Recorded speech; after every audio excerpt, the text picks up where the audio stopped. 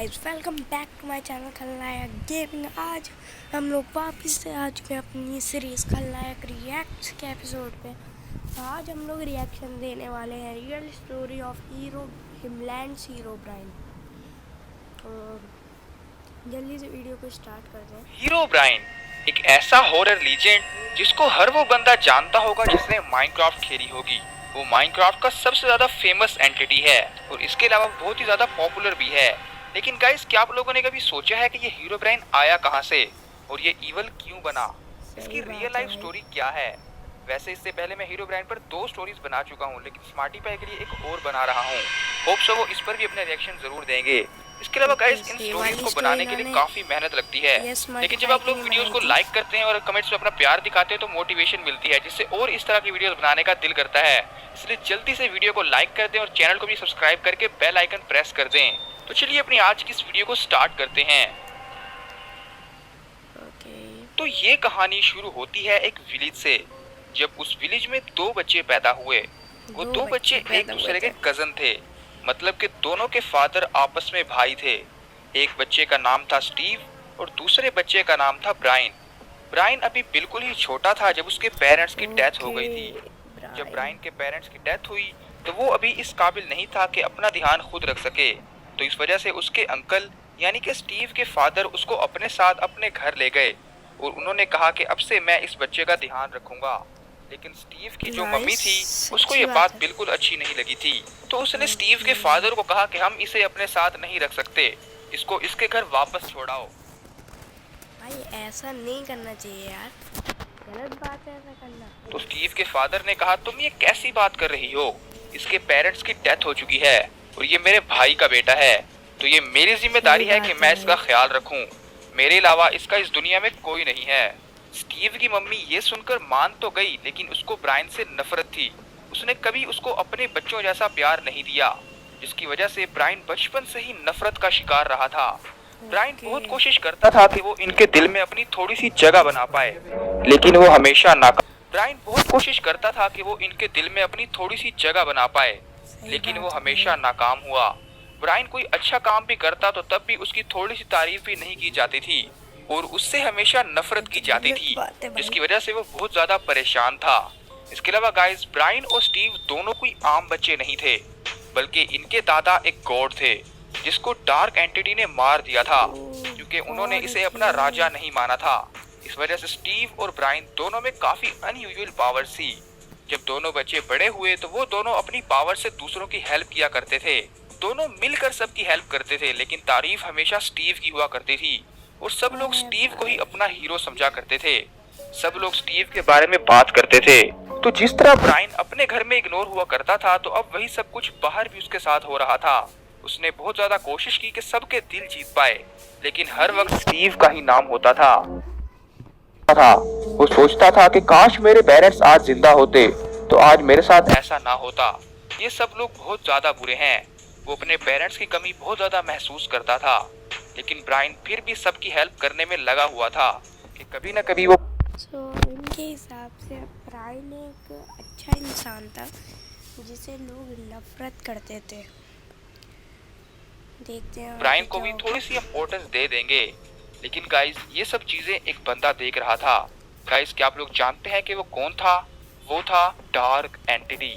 जैसा कि मैं आपको एक चीज़ बता दूँ, ये वाली स्टोरी मैंने थोड़ी बहुत मेरे को पता है, क्योंकि अभी कुछ टाइम पहले ये स्मार्टी पाई ने इसी स्टोरी के ऊपर रिएक्शन दिया था। आज मैं दे रहा हूँ। तो मैंने आपको अपनी स्टोरी ऑफ विज़र्ड में बताया था कि डार्क एंटिटी पर उस विज़र्ड ने एक स्पेल का यूज किया था, जिससे उसकी पावर्स बहुत कम रह गई थी। तो वो अपना एक अलग डार्क वर्ल्ड बनाकर उसमें रहने लगा था और वहीं से पूरी माइनक्राफ्ट पर नजर रखता था। स्टीव और ब्रायन भी गॉड। अगर आप लोगों ने हिमलैंड्स की वीडियो देखी होगी तो आपको पता होगा, जो विज़र्ड का भाई था वो एक कैसल के अंदर चला गया था जहाँ पे थी ऑल सीइंग आई। वहाँ पे पता चला था कि डार्क एंटिटी जो थी वो कैसे सब जगह पे नजर रखती थी। फैमिली में से थे, इसलिए वो आगे जाकर डार्क एंटिटी के लिए खतरा बन सकते थे। इसलिए वो इनको खत्म करना चाहता था। लेकिन फिर उसने जब ये सब देखा तो उसने सोचा क्यों ना इन लोगों को अपनी टीम में ऐड कर लूं, इससे मेरी टीम मजबूत हो जाएगी और अगर कोई फ्यूचर में मुझसे लड़ने की कोशिश करेगा तो मेरी टीम स्ट्रॉन्ग होगी और कभी भी मुझे कोई हरा नहीं पाएगा। डार्क एंटिटी के पास ऐसा करने का बहुत अच्छा मौका था क्योंकि ब्रायन पहले ही इन लोगों से नफरत करता था, तो डार्क एंटिटी के लिए उसको अपनी टीम में लेना बहुत आसान था। तो उसने ऐसा करने का सोचा। उसने एक इविल मैजिशियन को अपने पास बुलाया और उसको कहा कि उस ब्रायन को अपनी टीम में कर लो, चाहे तुम्हें इसके लिए कुछ भी करना पड़े।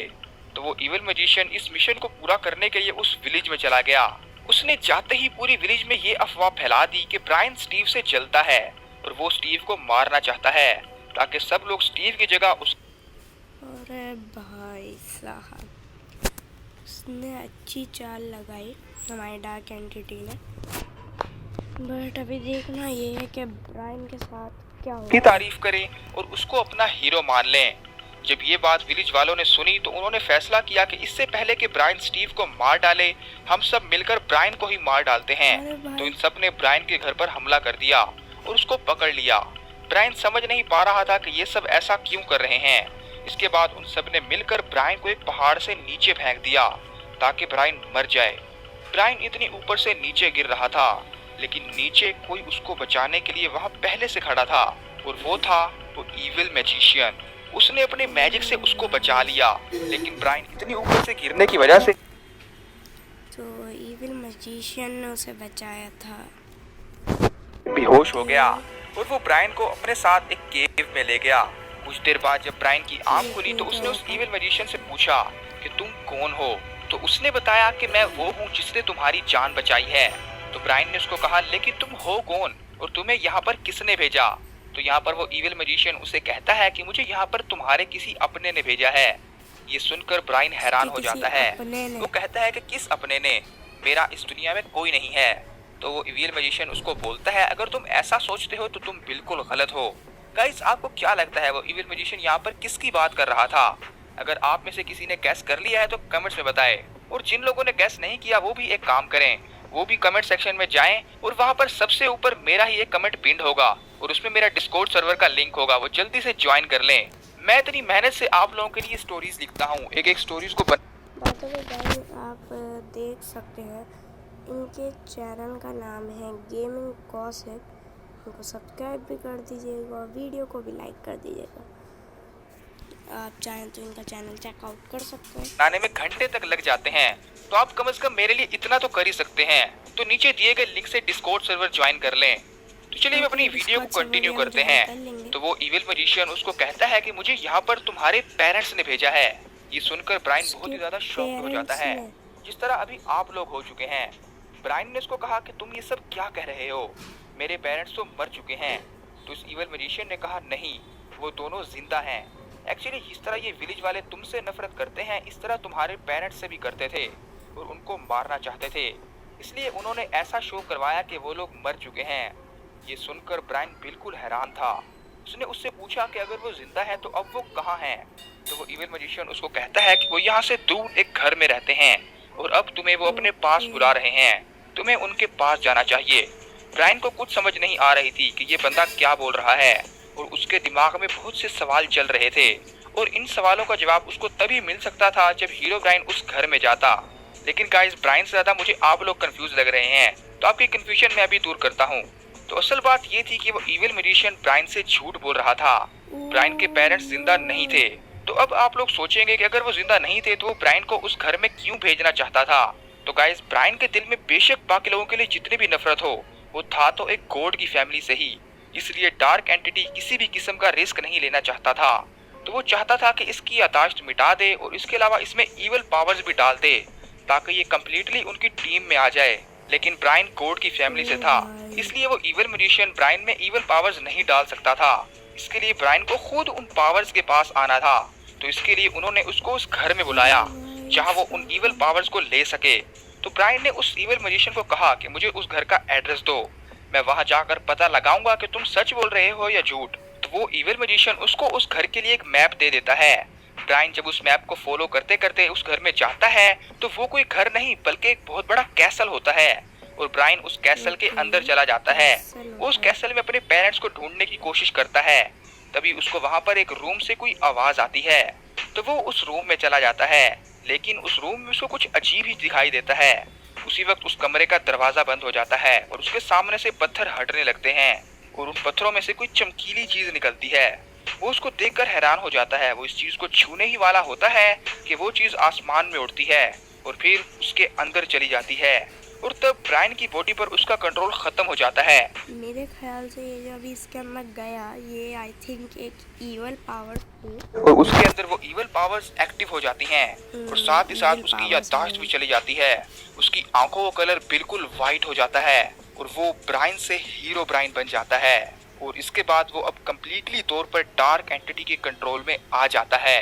लेकिन गाइस, क्या आप लोग ये जानना चाहते हैं कि विज़र्ड जो कि स्मार्टी बाय की हेल्प कर रहा था, उसने उनको धोखा क्यों दिया और हीरो ब्रायन हिमलैंड्स में क्यों और कैसे आया और वो ड्रीम बॉय के साथ क्यों है और क्यों उनकी हेल्प कर रहा है? तो अगर आप लोग ये भी जानना चाहते हैं तो नीचे कमेंट्स में बताइए, मैं इस पर भी एक स्टोरी बना दूंगा।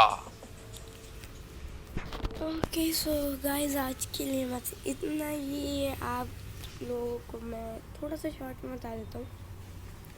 तो इन लोगों के हिसाब से जो ब्रायन था और स्टीव दोनों एक तरह से कजिन्स थे, दोनों भाई थे एक तरह, और दोनों के नाम में बस ब्रायन के मम्मी पापा मर गए थे। अब ब्रायन को सब लोग बुरा कहते थे, इस वजह से ब्रायन क्या नाम है लोगों से जलन होने लगी उसे। फिर क्या नाम है वो इविल पावर्स उसे डार्क एंटिटी ने दे दी। बट बात तो ये थी कि डार्क एंटिटी ने ऐसा क्या किया जिसकी वजह से ब्रायन उसके कंट्रोल में से निकल गया, हीरो ब्रायन। ये जानने के लिए हम एक बार और फिर कभी वीडियो देखेंगे। जब तक के लिए बाय बाय।